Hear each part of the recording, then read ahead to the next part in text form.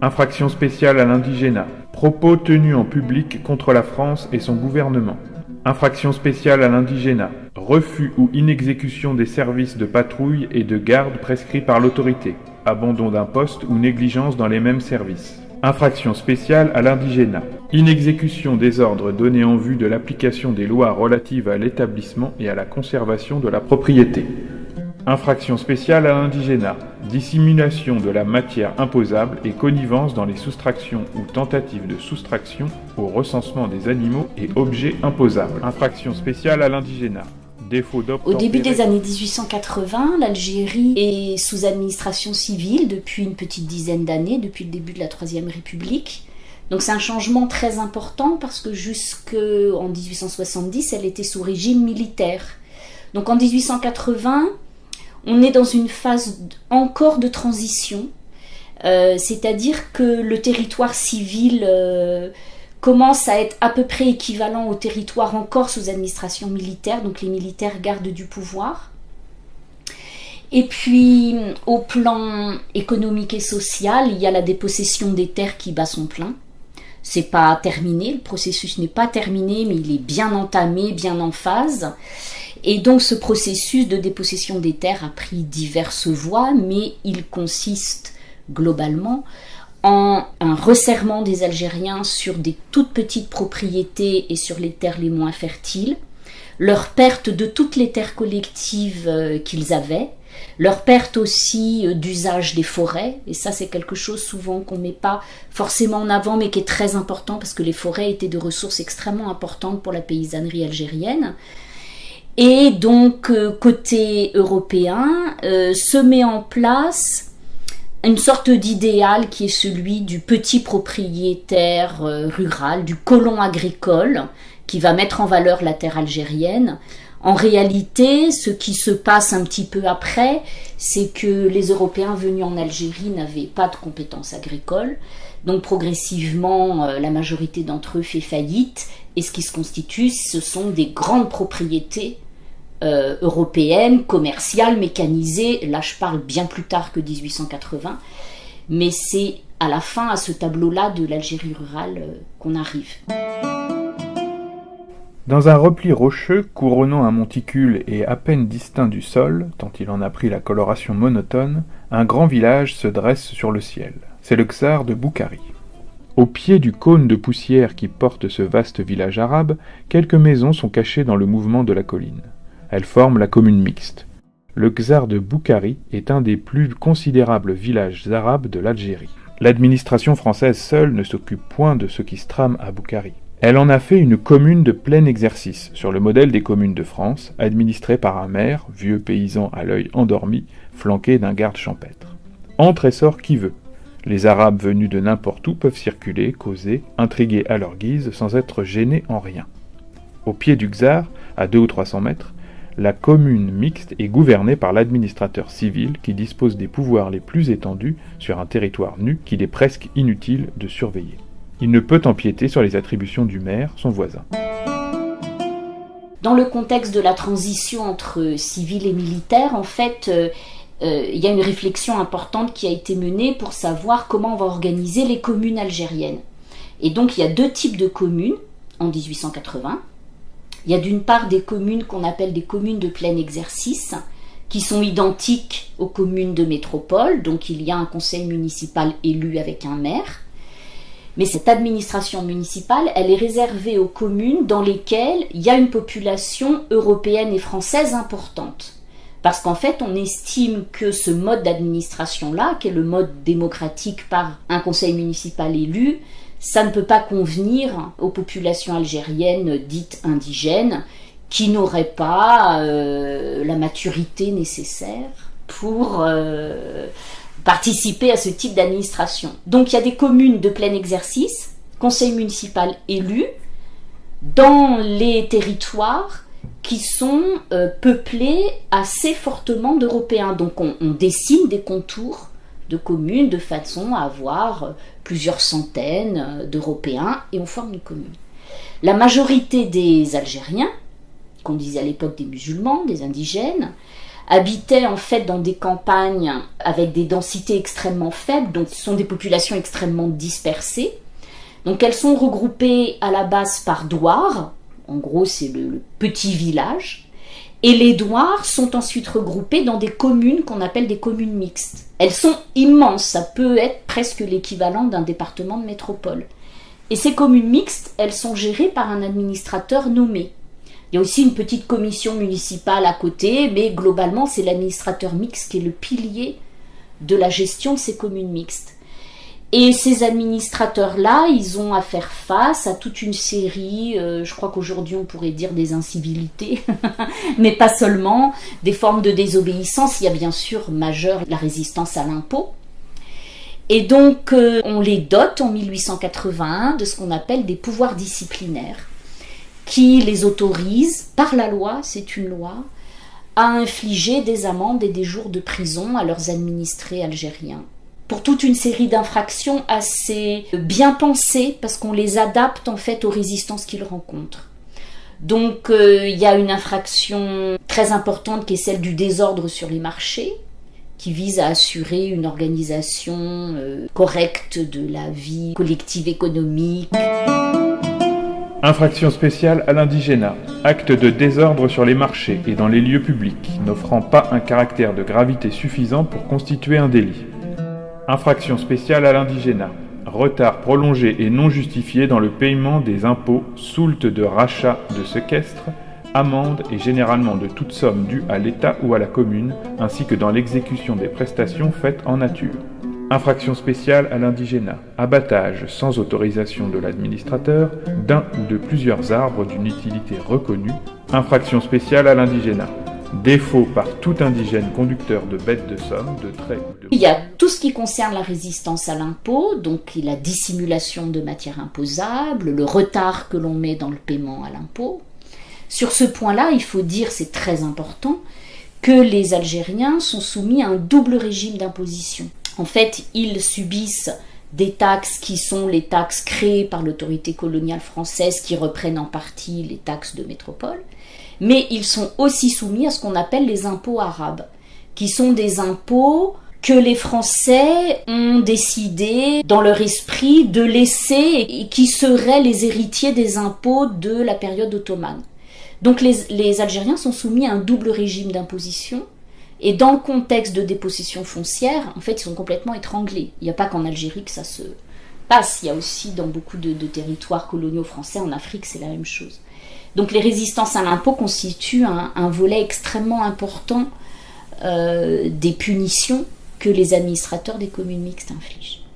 Ensuite, il y a tout ce qui va être des infractions à la circulation. En fait, on contrôle les circulations des Algériens. C'est un peu l'équivalent du livret ouvrier de métropole. Donc, on ne peut pas accueillir quelqu'un dans la commune sans autorisation. Et il y a un permis de circuler qu'il faut faire viser. Donc, tous les défauts de visa sur le permis de circulation ou le fait de ne pas déclarer un étranger qui viendrait dans la commune, ça fait partie aussi des répressions par l'indigénat, par les pouvoirs disciplinaires. Et puis, il y a des résistances qui sont plus, j'allais dire, plus politiques ou plus directement menaçantes pour l'autorité coloniale. Il s'agit de toute l'activité des confréries. En fait, en 1881, l'Algérie est soumise, mais les contemporains ne le savent pas encore.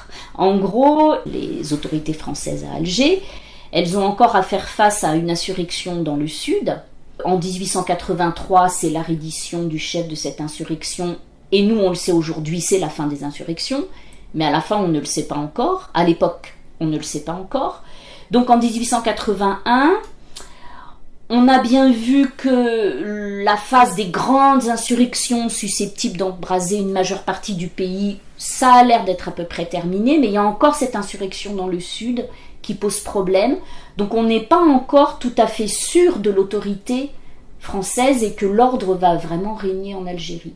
Donc dans les infractions spéciales à l'indigénat, il y a le fait de ne pas déclarer des activités liées aux confréries, parce que les confréries ont été des animatrices des insurrections. C'est par leur réseau que des mots d'ordre d'insurrection ont pu être répandus dans le territoire. Donc, par exemple, les confréries ont des activités de fêtes, de réunions. Il y a des pèlerinages aussi sur des tombeaux de saints, etc. Et donc, on doit déclarer à l'autorité française si on organise un repas rituel, par exemple, si on organise une réunion. Et si on ne fait pas ces déclarations, on tombe sous le coup de la répression par les pouvoirs disciplinaires des administrateurs. Et puis ensuite, il y a toute une série de petites insubordinations du quotidien. Quand il y a un feu, on mobilise les populations pour venir participer à la lutte contre le feu. Donc il y a des résistances aussi là-dessus. Il y a des gens qui refusent d'aller participer à la lutte contre l'incendie. Il y a aussi des patrouilles qui parfois nécessitent des sortes de réquisitions en réalité. Donc en fait, ce sont toutes des activités potentiellement porteuses de résistance ou qui manifestent des formes de désobéissance vis-à-vis de l'administration coloniale qui sont punies ainsi. Voici d'abord une dépêche du sous-préfet de Philippeville. J'ai été informé de GEMAP par maire et administrateur que toutes les concessions forestières sont anéanties et que le feu a ravagé tous les douars de la commune mixte. Les villages de Gastu, Aincherchar, le Djendel ont été menacés. À Philippeville, tous les massifs boisés ont brûlé. Stora, Saint-Antoine, Vallée, Damrémont ont failli devenir la proie des flammes. À Colo mixte et à Thia, le feu a tout ravagé. Les concessions Tessier, Lesseps, Leva, Lefebvre, Sider, Bessin, etc. sont détruites en tout ou partie. Monsieur Bizerne, adjudicateur pour 14 années des forêts d'El-Milia, a écrit ceci. Mon personnel a fait preuve de la plus grande énergie. Il s'est exposé très gravement et par 2 fois, nous avons pu nous rendre maîtres du feu. C'est en pure perte. Pendant que nous les combattions d'un côté, les Arabes le rallumaient d'une autre et dans plusieurs endroits différents. Voici une lettre d'un propriétaire. J'ai l'honneur de vous signaler que, vers le milieu de la nuit de dimanche à lundi, mon fermier Ripper, de garde sur ma propriété, a vu 4 tentatives d'incendie. Le feu ravage la concession forestière des Réni Amram, appartenant à M. Carpentier-Édouard de Djidjeli. La nuit dernière, il a été allumé en 20 endroits différents. Un cantonnier arrivant de la mine de Cavallo a vu distinctement tous les foyers. Il est donc de toute évidence que le feu est mis par les populations indigènes et en exécution d'un mot d'ordre donné. J'ajouterai que, ayant moi-même passé 6 jours au milieu du pays incendié, j'ai vu, de mes yeux vus, en une seule nuit, le feu jaillir simultanément sur 8 points différents, au milieu des bois, à 10 km de toute demeure. Il est certain que si nous exercions une surveillance active dans les tribus, ces désastres, qui se reproduisent tous les 4 ou 5 ans, n'auraient point lieu. Le gouvernement croit avoir fait ce qu'il faut quand il a renouvelé, à l'approche des grandes chaleurs, les instructions concernant l'établissement des postes vigies institués par l'article 4 de la loi du 17 juillet 1874. L'idée du code de l'indigénat, c'est une sorte de code pénal spécifique aux indigènes, spécial pour les indigènes. C'est pour ça aussi qu'on dit souvent infraction spéciale à l'indigénat. Alors, on a pris l'habitude d'appeler code de l'indigénat quelque chose qui ne s'appelait pas comme ça officiellement. Je veux dire par là que si on va dans une bibliothèque, on ne peut pas trouver le code de l'indigénat comme on trouve le code civil, le code pénal. Mais l'expression était utilisée par les contemporains de l'époque. Donc, code de l'indigénat, les juristes disent de façon plus correcte, puisqu'il n'y a pas de code en soi officiellement, le régime spécial de l'indigénat. Le régime spécial de l'indigénat, ce sont des mesures punitives que seuls les indigènes peuvent subir, et donc ça définit leur statut. Ils sont soumis à ce code-là et personne d'autre. Et ce régime comprend des mesures qui en fait résultent de la façon dont le pays a été conquis et administré jusque dans les années 1870-1880. C'est-à-dire que les mesures qui composent le régime pénal de l'indigénat, ce sont en fait des pratiques qu'ont eues les militaires, qui sont nées des pratiques des militaires quand ils ont conquis le pays, ou bien dans les bureaux arabes qui ont été la première forme de l'administration en Algérie. Alors, c'est très compliqué, le processus d'émergence de ces mesures, parce qu'elles sont nées du terrain, elles ont parfois été légalisées après coup, mais pas toujours. Parfois, il y a des pratiques punitives, en fait, quand on cherche le fondement légal, on ne le trouve pas. Mais globalement, en 1880, les choses sont quand même à peu près fixées. il y a l'internement administratif, qui consiste soit à l'assignation à résidence, soit à la détention dans un pénitencier sur décision du gouverneur général. Il y a le séquestre des biens, qui a été massivement pratiqué pour opérer justement un transfert de propriété, un transfert de terre de mains algériennes à des mains coloniales. Donc on confisque des terres. Le séquestre, c'est très compliqué parce qu'en fait, c'est pas une confiscation totale, c'est un retrait de la propriété, mais on donne parfois le droit de racheter. Donc le propriétaire à qui on a séquestré les biens, parfois peut payer ce qu'on appelle des soultes de rachat pour essayer de récupérer sa terre. Donc en fait là, dans ce cas-là, la sanction elle est financière. Il faut payer les soultes de rachat. Mais il y a aussi des cas où cette possibilité-là n'existe pas et les terres séquestrées sont mises en valeur pour la colonisation. Le séquestre des biens, il peut être collectif. On peut séquestrer les biens d'une tribu. Et ça, c'est une particularité de la répression spécifique aux indigènes, c'est qu'il y a des sanctions collectives. Séquestre des biens, ensuite amende collective. Donc on rejoint le séquestre collectif. Donc on va punir, par exemple dans les années 80-90, les incendies de forêt sont punis par des amendes collectives qu'on va infliger à un douar, par exemple, parce que de façon absolument ordinaire, quand on impose un code forestier à des populations rurales dont ça détruit complètement le rapport à la forêt et les usages, il y a des actes criminels qui se produisent. Il y a aussi des gestes du quotidien qui deviennent des crimes ou des délits alors qu'ils ne l'étaient pas auparavant. Et donc, dans tout ça, on a toujours ces classiques des incendies qui sont déclenchés, qui se propagent. Donc, les amendes collectives sont beaucoup utilisées pour punir les incendies de forêt. L'application d'un code forestier très restrictif a des conséquences sur l'habitat parce qu'on utilise le bois pour se loger, enfin pour se construire des habitations. Et la paupérisation des campagnes algériennes, elle va de pair avec le développement de ce que les autorités appellent le gourbi, qui est l'espèce d'habitat précaire dans lesquels vit une partie de la population algérienne. Et c'est aussi un des éléments de sa désorganisation, en fait, avec l'arrivée de la colonisation. Et puis, il y a les pouvoirs disciplinaires des administrateurs. Et les pouvoirs disciplinaires des administrateurs, c'est la partie du régime de l'indigénat qui est la mieux légalisée, je dirais presque, qui est la seule réellement légalisée. Pour l'internement, pour les amendes, pour le séquestre, les fondements juridiques se discutent. Pour l'internement, certains juristes pensent qu'il n'a même pas de fondement légal, par exemple. Mais pour les administrateurs des communixes, il y a une loi qui a été votée en 1881 au Parlement français. C'est le résultat d'une dizaine d'années de réflexion au gouvernement général à Alger. En gros, au début des années 1870, on passe d'un régime d'administration militaire à un régime d'administration civile. Donc on met en place des communes mixtes et on se demande de quoi les administrateurs ont besoin pour administrer leur population entre guillemets. Et les chefs de bureaux arabes qui antérieurement avaient ces fonctions d'administration avaient des pouvoirs punitifs qui dataient de l'époque de Bugeaud des années 1840. Et donc en fait, on légalise par la loi de 1881 des pratiques que les administrateurs avaient et qu'ils avaient héritées des chefs de bureaux arabes. Il y a des transmissions. Ça, c'est la transmission sur le terrain. Et au gouvernement général à Alger, avant d'arriver à l'idée de la loi, on a imaginé plein d'autres solutions. Et on a imaginé qu'on pourrait prendre le code pénal français et ajouter une sorte d'additif spécial pour les indigènes. Et c'est de là que vient l'expression code de l'indigénat. Parce qu'on passe de l'idée qu'il y a un code pénal avec une partie spécifique pour les indigènes. Et du coup, code de l'indigénat, l'expression vient de là. Bon, des commissions se sont réunies. C'est un processus extrêmement complexe que je résume là en 2 minutes.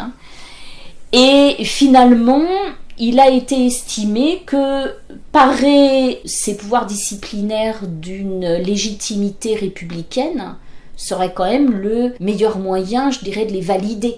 Donc, on finit par penser à un projet de loi déposé au Parlement français et qui est effectivement voté Et ce projet de loi dit tout simplement que les administrateurs des communes mixtes en Algérie exerceront les pouvoirs disciplinaires. On ne fixe pas dans la loi la liste des infractions, c'est un arrêté du gouverneur général ensuite qui le fait, parce qu'en gros, lui connaît le terrain, ou peut se renseigner sur le terrain pour faire une liste d'infractions vraiment répondant aux besoins des administrateurs. Et cette liste d'infractions, ensuite, parce que la loi est votée provisoirement et elle est renouvelée, et bien ensuite elle est annexée à la loi et donc suivant les moments on peut retirer des infractions ou en ajouter d'autres en fonction des actes que commettent les Algériens et qu'on veut sanctionner. Infraction spéciale à l'indigénat, infraction au règlement d'eau et usages locaux concernant les fontaines, puits, sources, rivières et canaux d'irrigation, indépendamment des amendes et dommages et intérêts encourus pour contravention à la police des eaux. Infraction spéciale à l'indigénat, refus ou négligence de faire les travaux, le service ou de prêter le secours dont ils auraient été requis dans les circonstances d'accident, tumulte ou autre calamité, ainsi que dans les cas d'insurrection, brigandage, pillage, flagrant délit, clameur publique ou exécution judiciaire.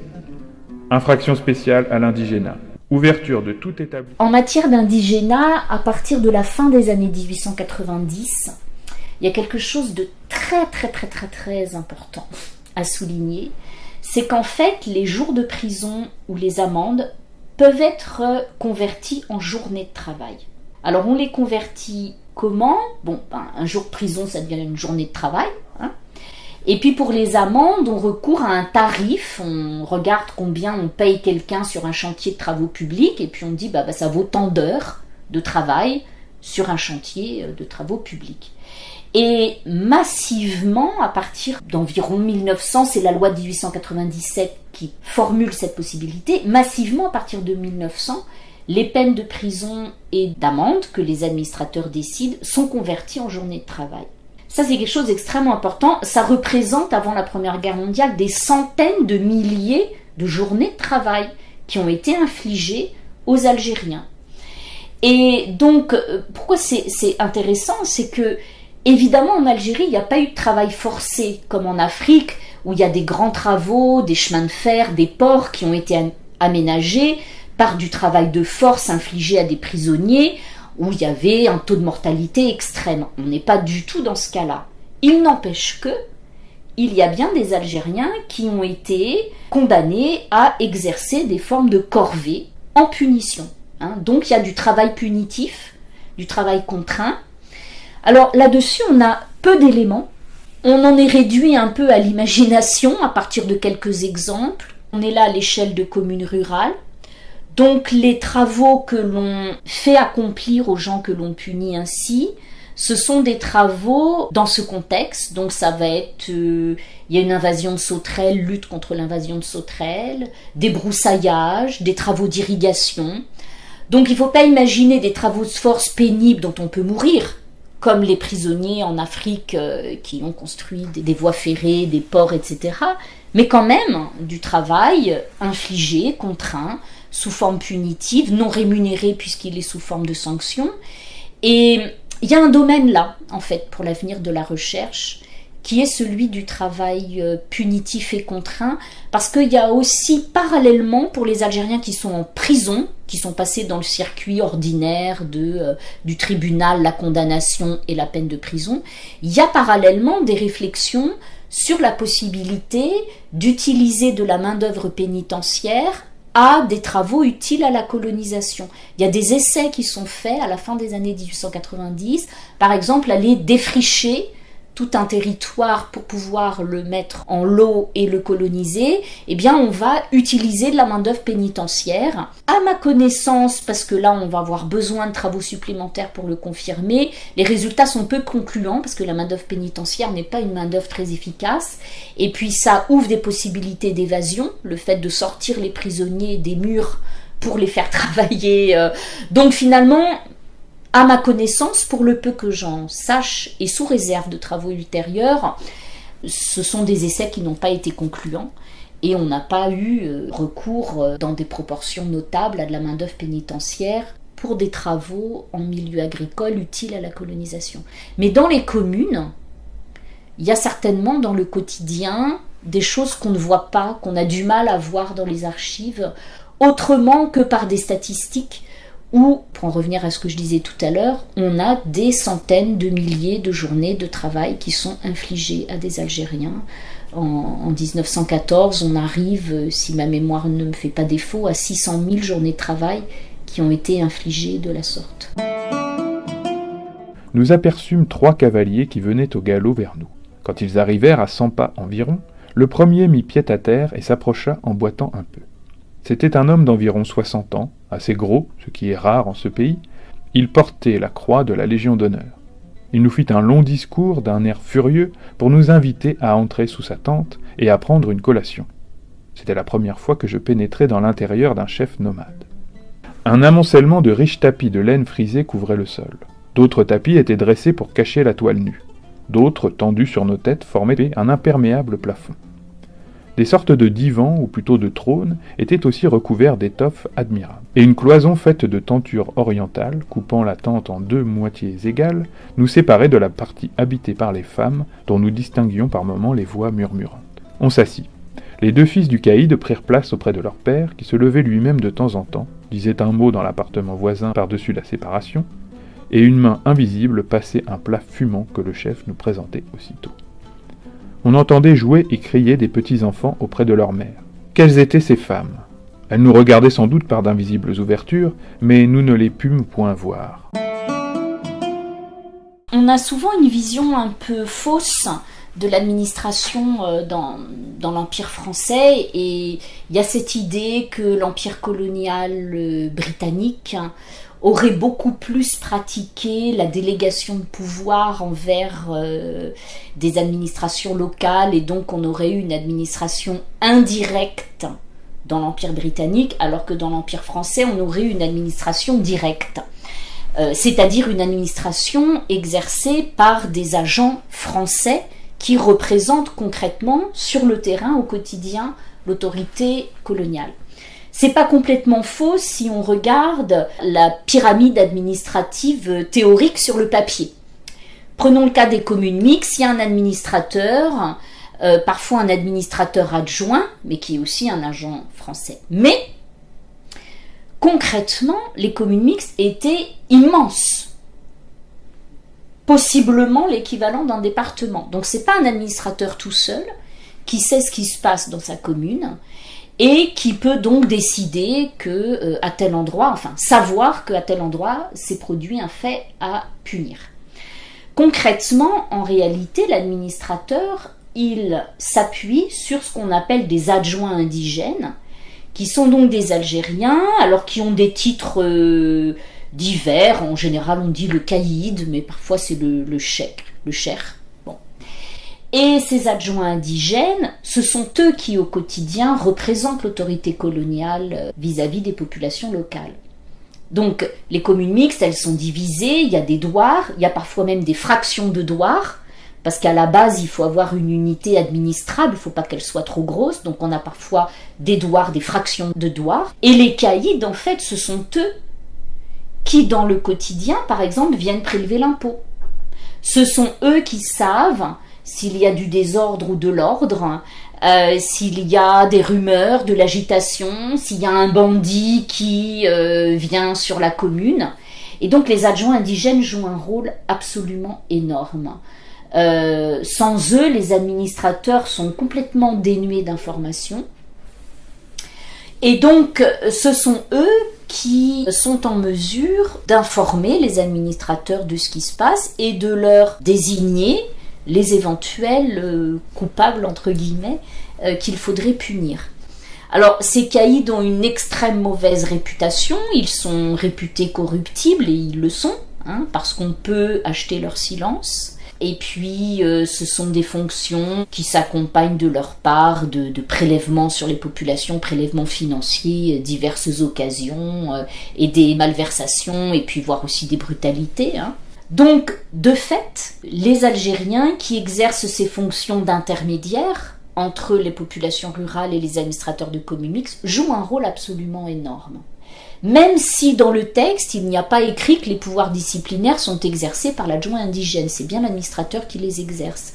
Mais dans la réalité du quotidien, ils ont un pouvoir absolument énorme, et donc ça nuance très fortement l'idée qu'on a affaire à une administration directe qui ne s'appuie pas sur des acteurs de la population locale.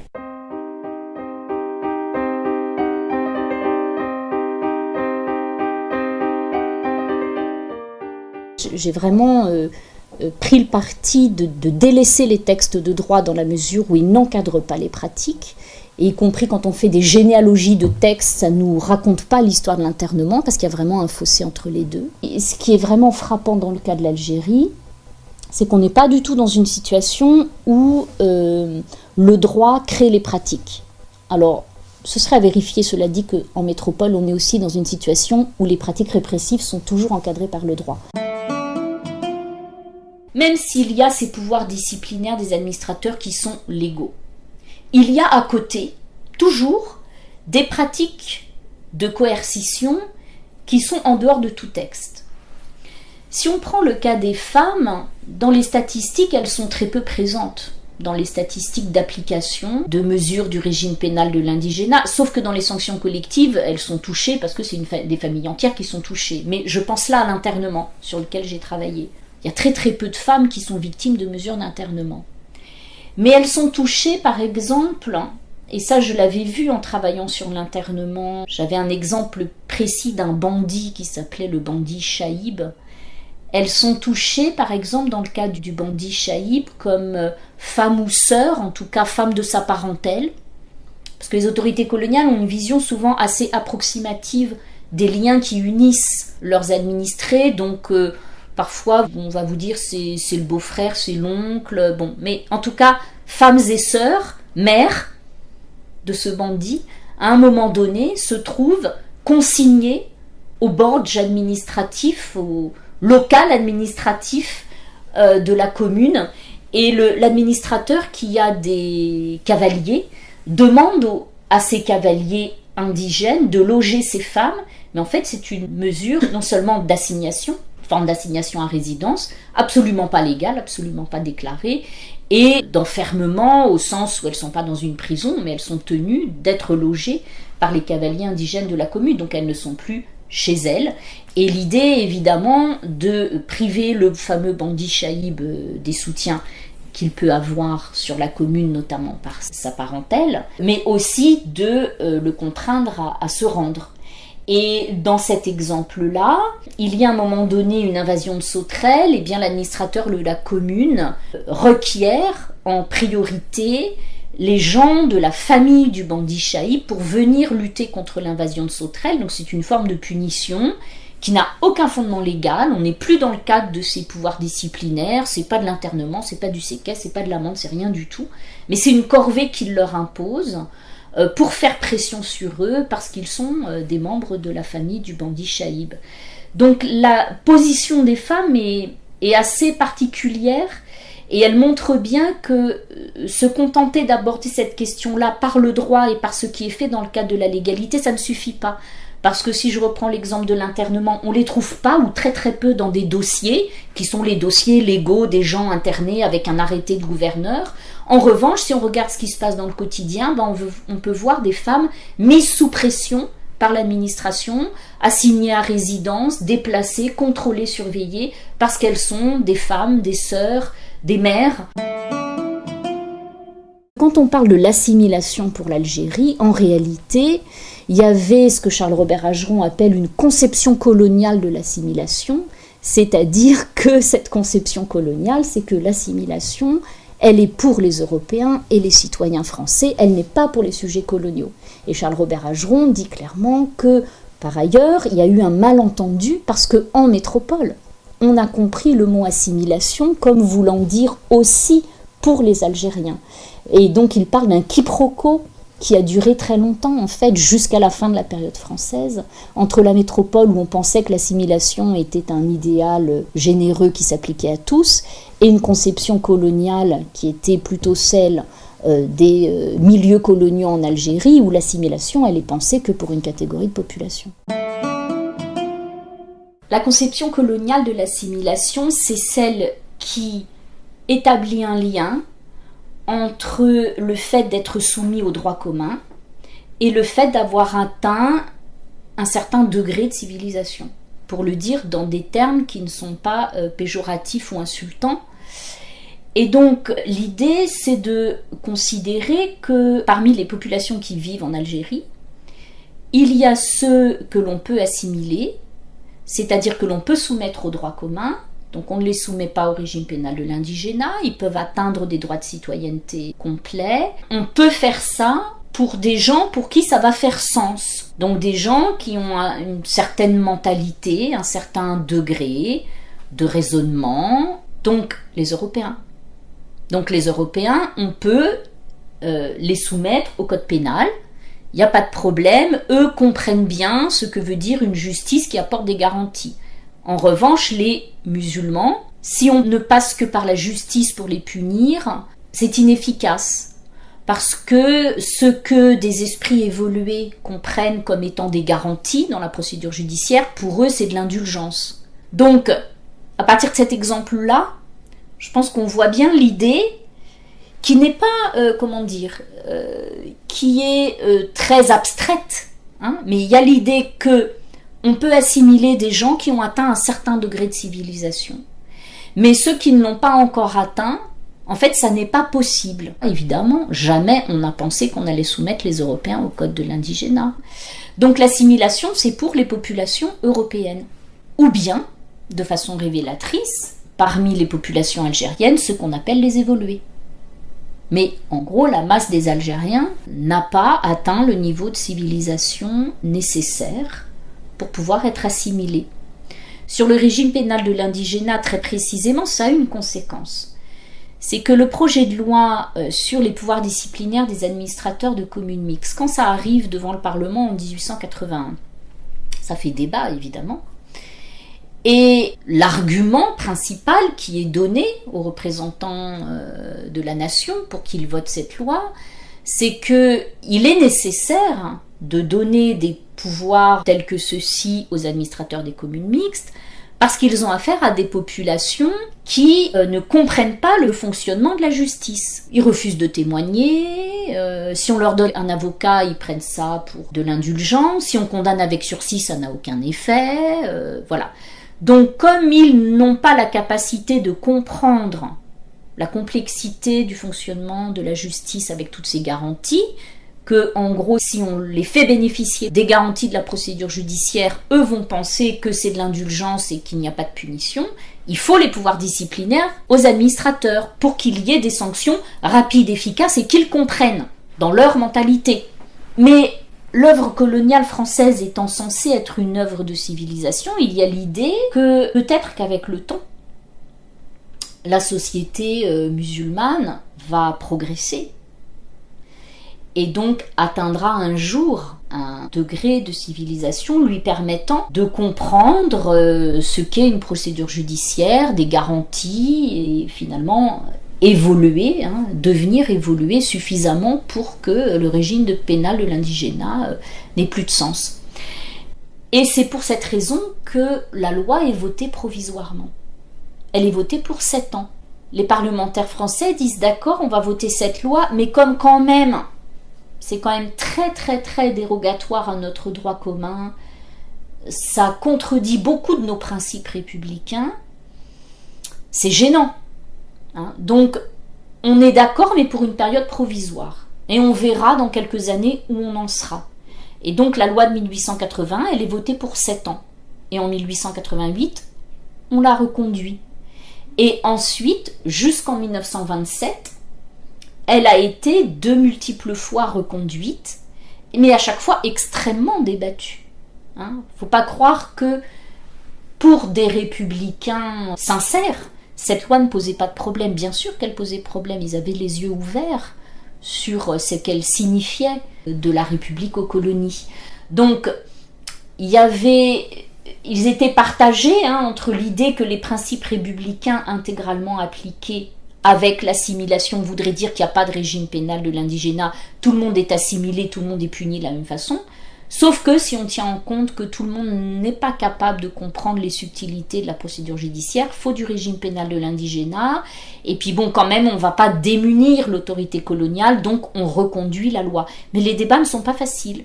Il y a notamment quelqu'un qui s'appelle Albin Rozet, qui est un député de l'Est de la France, un député dit républicain modéré, qui lui combat totalement le régime de l'indigénat, et vraiment contre cette idée. Et lui pense que l'assimilation c'est pour tout le monde, c'est les indigènes y compris.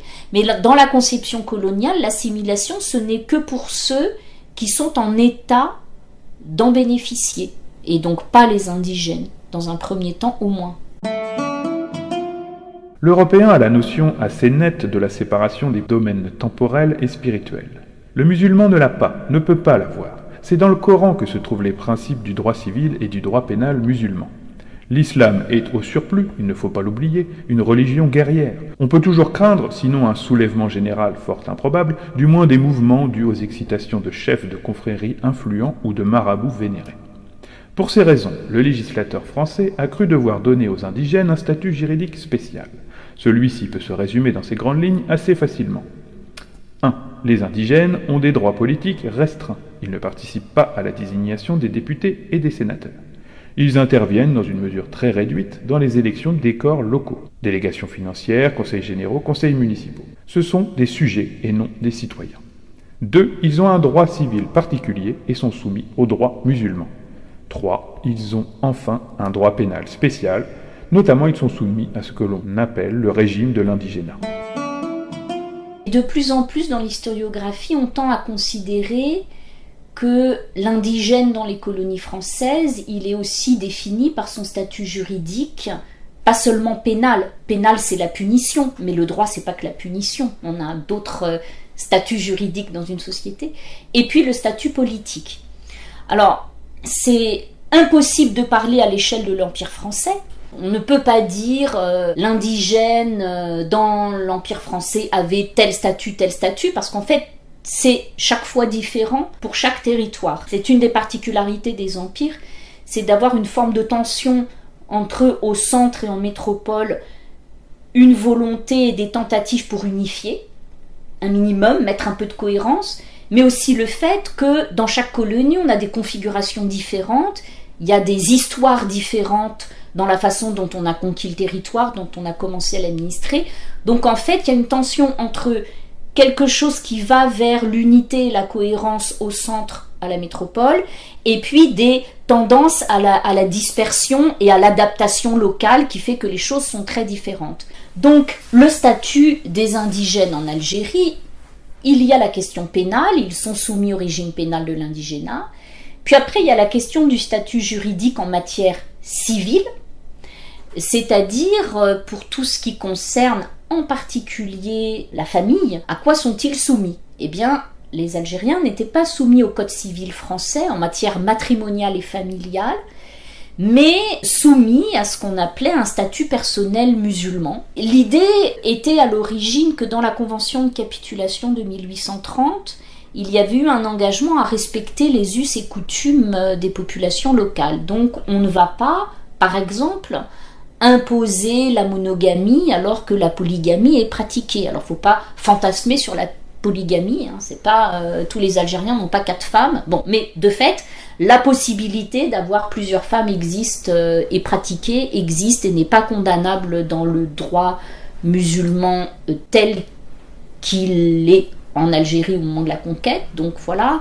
Et puis il y a d'autres dispositions, évidemment, on ne rompt pas un mariage de la même façon que dans le code civil avec le divorce. Et puis il y a la possibilité de marier des filles à un âge où elles ne sont pas encore pubères. Donc il y a toute une série comme ça de pratiques locales dans la vie familiale et matrimoniale qu'on ne soumet pas au code civil, donc on ne criminalise pas finalement, Et on laisse les Algériens soumis à ce qu'on a appelé le statut personnel musulman, c'est-à-dire que leur personne reste régie par le droit musulman que les Français par ailleurs tentent de comprendre d'abord, parce qu'ils ne connaissent pas, donc ils tentent de le connaître, ils tentent de comprendre, ils le recodifient, donc il y a tout un travail de réinvention, mais en tout cas, il y a un droit musulman qui s'applique en Algérie, et les Algériens sont de statut personnel musulman.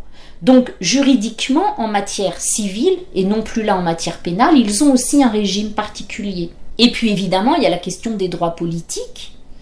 Les Algériens sont de nationalité française, mais de statut personnel musulman et d'une citoyenneté qui n'est pas équivalente à celle des citoyens français. Alors je prends beaucoup de précautions pour dire ça parce que c'est pas une absence de citoyenneté. C'est une citoyenneté diminuée, pour reprendre les mots d'un de mes collègues, Emmanuel Blanchard. Ça veut dire que lorsqu'ils votent, c'est dans un collège séparé, qui minorent leur représentation, parce que démographiquement, ils sont plus nombreux que les votants européens, mais comme ils sont dans un second collège, le ratio du nombre de représentants sur la population est beaucoup plus faible. Et puis, il y a aussi, pour illustrer cette idée d'une citoyenneté diminuée, l'accès aux emplois publics. Les Algériens ont accès aux emplois publics, mais pas à tous. Si je prends un exemple évident, c'est celui des carrières militaires. On peut s'engager dans l'armée, mais on ne peut pas accéder à certains grades, la carrière est très vite limitée.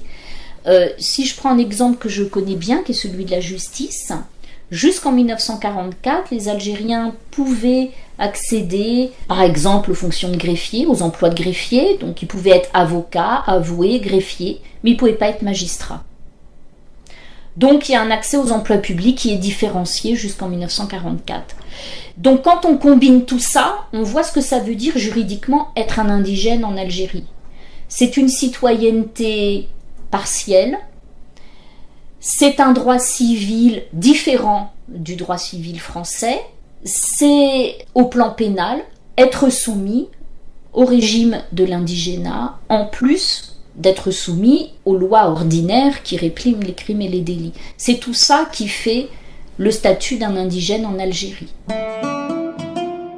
Sur les problématiques de genre, là aussi, il y a des choses à écrire encore. Parce que, à l'époque même de la colonisation, on a pu faire des rapprochements entre le statut des femmes métropolitaines n'exerçant pas le droit de vote et le statut des musulmans d'Algérie, des hommes pour le coup, qui lorsqu'ils avaient un droit de vote partiel et minoré. Laure Blévis a travaillé sur ces questions, et donc elle avait notamment repéré qu'en 1919, il y a une loi qui étend la citoyenneté en Algérie. Je passe les détails, c'est très complexe, mais en tout cas, il y a la constitution d'un corps électoral masculin algérien assez important, mais uniquement à l'échelon local. Et Laure Blévis a repéré que dans les discussions autour de cette loi de 1919, on a fait des comparaisons entre les droits politiques des indigènes algériens et ceux des femmes françaises, avec une question qui était: est-ce que l'on peut donner à des indigènes un droit que les femmes n'ont pas ici en métropole? Donc, ce qui est intéressant au niveau global, moi j'aimerais beaucoup un jour que des gens travaillent ensemble là-dessus, parce qu'on sépare les questions. Il y a ceux qui travaillent sur la colonie, il y a ceux qui travaillent sur la métropole, mais on ne se met pas assez tous ensemble. Ça veut dire que dans la République française, en fait, et y compris dans la citoyenneté française, il y a toujours eu des degrés.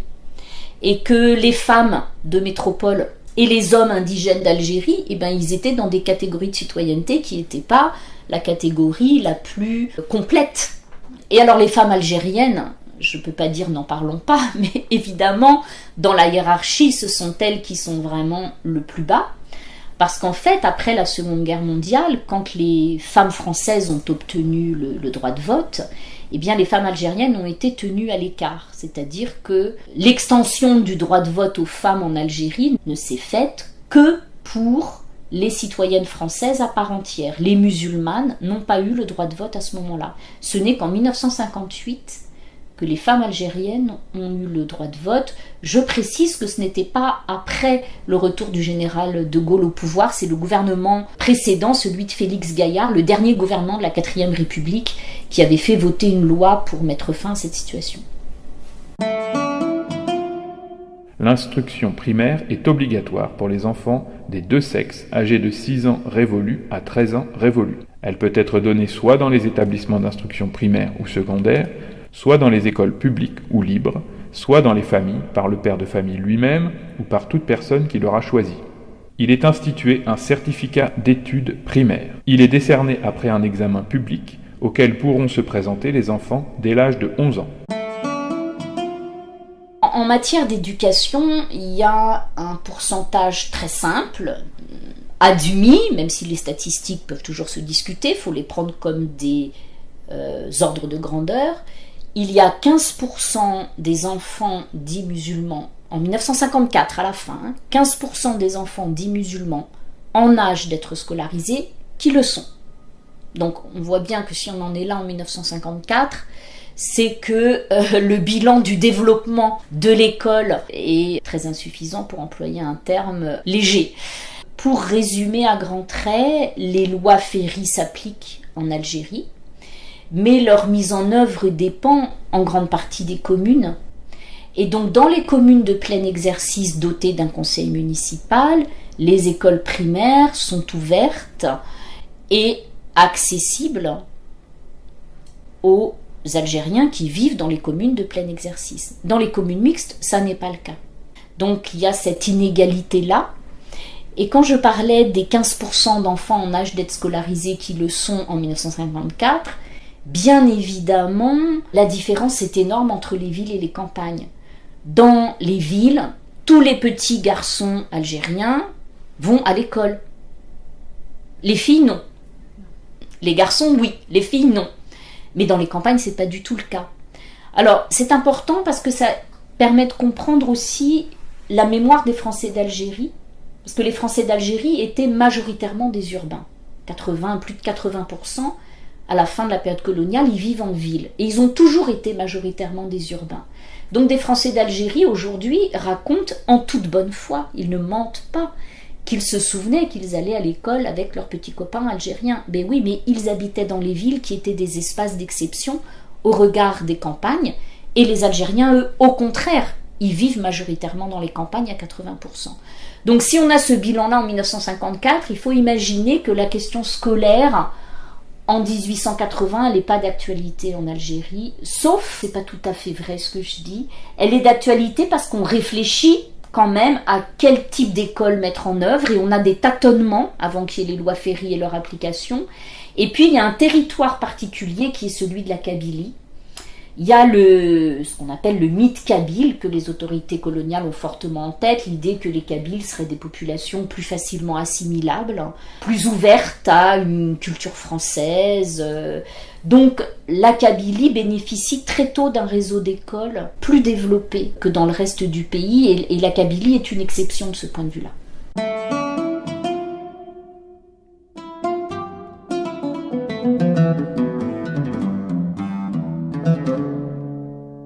Ce qu'on a appelé par la suite l'Union indo-chinoise, elle est en cours d'organisation dans les années 1870-80.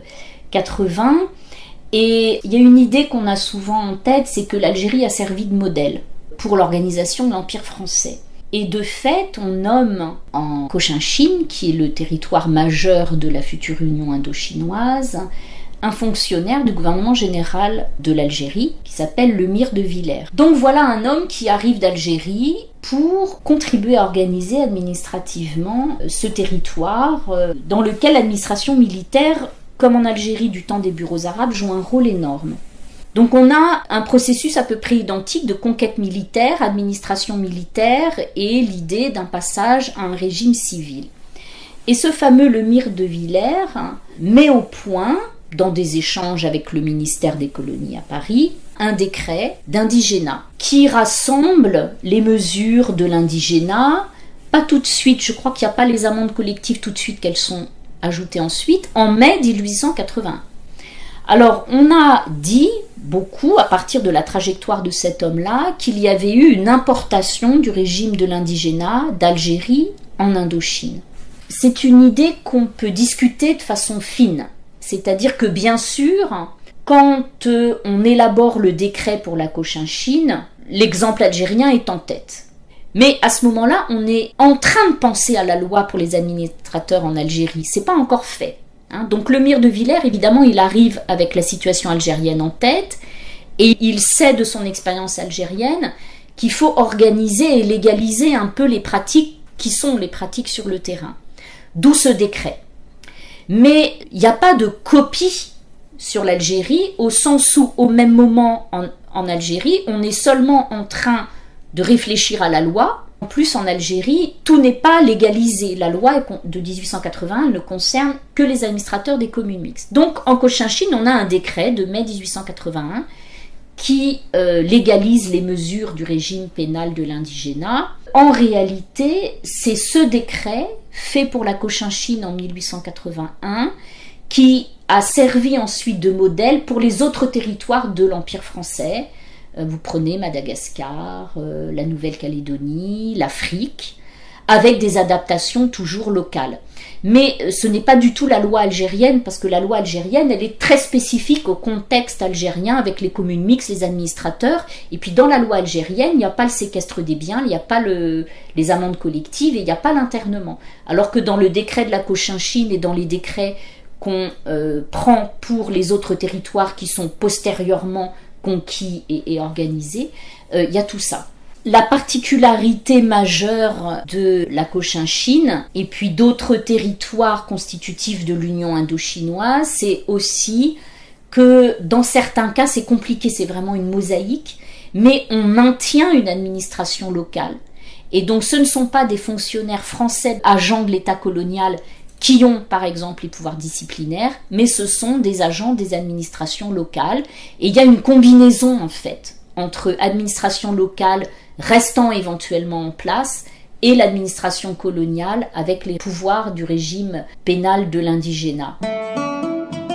Il y a quelque chose qui me semble important dans l'histoire de l'administration coloniale, c'est évidemment de bien penser que même si les administrations sont organisées légalement, réglementairement, elles sont aussi liées aux sociétés qu'elles doivent régir.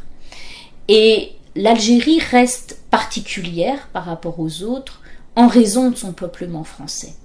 Son peuplement d'abord européen, parce que ce qu'on appellera plus tard les Français d'Algérie, au début, viennent quand même dans des proportions majoritaires pendant longtemps, de l'Espagne, de Malte, il y a aussi des migrants d'Italie, enfin bon, il n'y a pas que des Français qui viennent en Algérie, donc population européenne, avec naturalisation qui à la fin nous donne ces Français d'Algérie. Et donc l'administration d'Algérie, elle est aussi liée au fait qu'il y a une minorité européenne, française de nationalité, avec une pleine citoyenneté qui existe. Et donc l'administration, elle est évidemment pensée en fonction de cette société-là. Si je prends l'exemple des communes, c'est flagrant. Il y a deux types de communes, parce qu'on n'imagine pas que des Français de pleine citoyenneté puissent être soumis au pouvoir d'un administrateur de communes mixtes. Bien évidemment, pour une population française pleinement citoyenne, on pense que le régime communal pertinent, c'est celui du conseil municipal élu, c'est pas celui de l'administrateur nommé. Donc, il y a un lien fort entre l'administration, son organisation, des éventuels pouvoirs punitifs qu'on donne aux agents de l'État et la société coloniale à laquelle on a affaire. Et l'Algérie, en tant que colonie avec ce peuplement français, est une particularité par rapport au reste de l'Empire. Bien sûr, il y a du peuplement européen et ou français aussi en Nouvelle-Calédonie, mais c'est une population issue de la colonisation pénale, donc c'est très différent de la migration comme il y a eu en Algérie. Donc il y a cette singularité-là très forte de l'Algérie, et quand on prend le temps de comparer, de la mettre en comparaison avec d'autres colonies, il y a des spécificités locales qui ressortent évidemment. Dans le cas de la Nouvelle-Calédonie, qu'a beaucoup étudié Isabelle Merle, ce sont ces travaux-là auxquels je me réfère, eh bien le régime de l'indigénat en Nouvelle-Calédonie, il a quelque chose de très particulier, c'est qu'il organise des réserves. Ça, il n'y a pas du tout eu ça en Algérie, mais les Kanaks ont été organisés en réserve avec un chef chargé d'administrer la réserve, et l'indigénat était entièrement tourné vers l'organisation des réserves et entièrement, en grande partie, en tout cas, tournée vers l'organisation des réserves et les pouvoirs qu'on allait donner à ceux des Kanaks qui étaient chargés de les administrer. Donc il y a toujours un lien entre le type de société dans lesquelles on est et le type d'administration qu'on met en place.